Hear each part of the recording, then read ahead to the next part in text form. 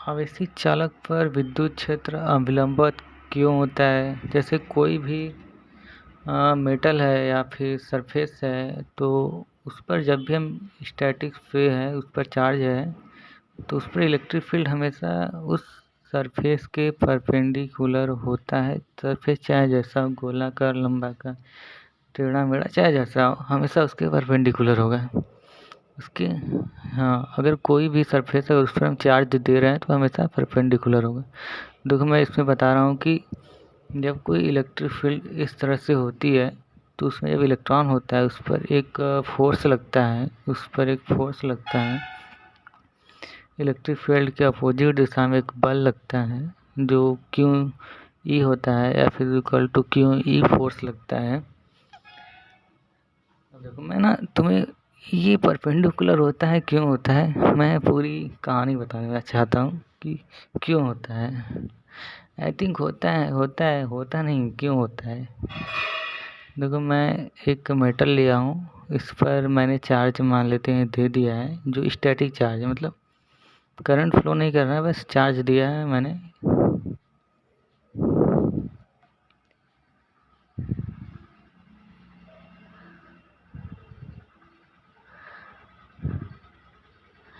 यहाँ पे एक गलती हो गई है।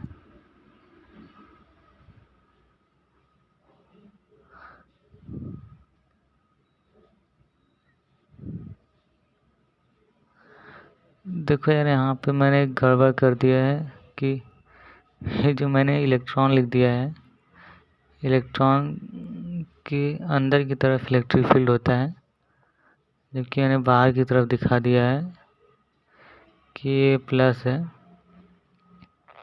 बट ये रॉन्ग है।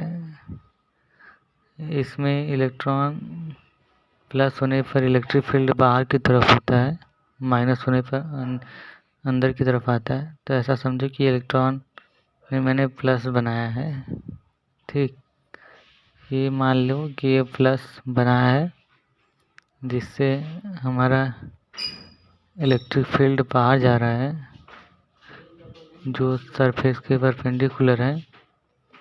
मैंने यहाँ पे एक इलेक्ट्रिक फील्ड नॉट परपेंडिकुलर बनाया है, जो मैंने लिखा है नॉट पॉसिबल, ये मतलब 90 डिग्री का एंगल नहीं बना रहा है। तो जब यह 90 डिग्री का एंगल नहीं बना रहा है, ठीक, अब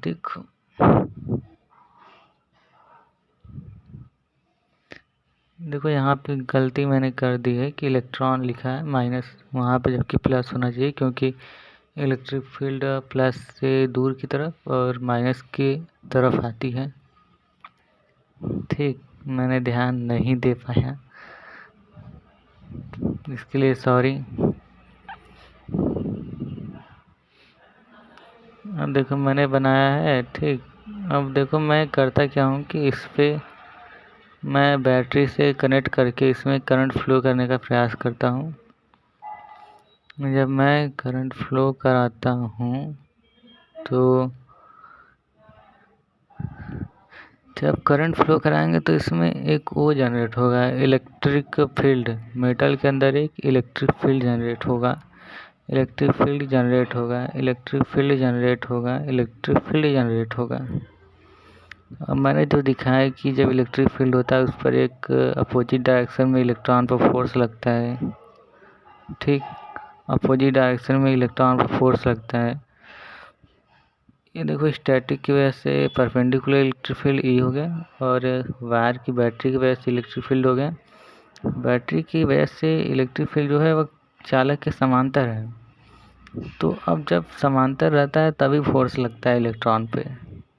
इलेक्ट्रिक फील्ड जब समांतर रहेगी तभी इलेक्ट्रॉन पर फोर्स लगता है। तो अब देखो जो उसकी वजह से परपेंडिकुलर स्टैटिक की वजह से, मतलब जो चार्ज पहले था उसकी वजह से, जो पहले था उसकी वजह से वीक इलेक्ट्रिक फील्ड है, और जो मैंने अभी लगाया है ये काफ़ी स्ट्रांग है, मतलब हाई स्ट्रांग है, जो इलेक्ट्रॉन को खींच लेने में सक्षम है।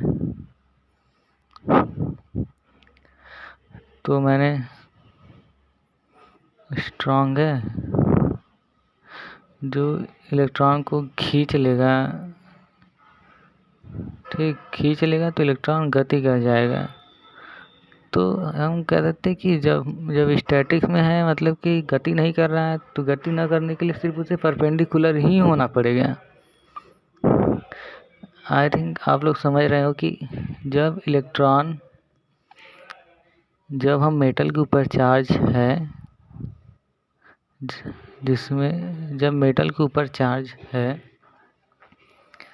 तो वह गति ना करे, इसके लिए इलेक्ट्रिक फील्ड सिर्फ परपेंडिकुलर ही हो सकता है। मैंने देखो यहाँ बताया, जिससे चालक में गति करने लगेगा ना, तो भाई मेटल में परपेंडिकुलर ही होना पड़ेगा। अगर परपेंडिकुलर नहीं हुआ तो इलेक्ट्रॉन गति कर जाएगा। मैंने बताया अभी कैसे गति करेगा। हालांकि जो फोर्स लगता है वह हमेशा पैरेलल में होता है, समांतर होता है, तब फोर्स लगता है।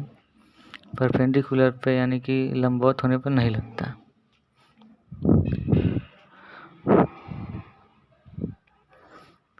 कोई भी पृष्ठ या सरफेस हो हमेशा लंबवत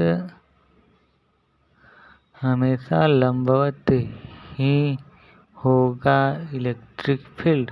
ठीक, कोई भी पृष्ठ हो हमेशा लंबवत ही होगा, इलेक्ट्रिक फील्ड हमेशा लंबवत होगा।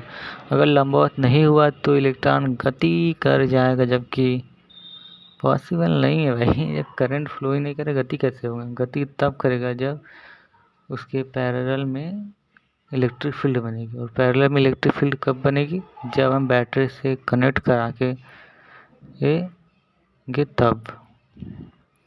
जैसे मैंने ये बनाया है कि एक सर्कल है, स्फीयर है, ये एक स्फीयर है, मतलब एक गोला है स्टील का। तो उस पर अगर मैंने चार्ज है तो इस तरह से इलेक्ट्रिक फील्ड बनेगा, जो सर्कल के सरफेस के यानी स्फीयर के सरफेस के हमेशा परपेंडिकुलर होगा, यानी 90 डिग्री पे होगा। अगर वह किसी और कोण पे बनता है तो यह पॉसिबल नहीं है। अगर इसके अंदर इलेक्ट्रिक फील्ड जाता है तो भी वह 90 डिग्री पर ही जाएगा और निकलेगा भी 90 डिग्री पर ही। चाहे जैसे डालो, कुछ भी करो, लेकिन जाने वाला 90 और आने वाला 90 है। देखो मैंने दिखाया है कि यह सिर्फ 90 पे ही बनेगा। अगर मान लेते ये 45 कर दिया तो नॉट पॉसिबल भाई, हो ही नहीं सकता। अगर ऐसा हुआ तो इलेक्ट्रॉन गति कर जाएगा। यह ऐसा कब होगा?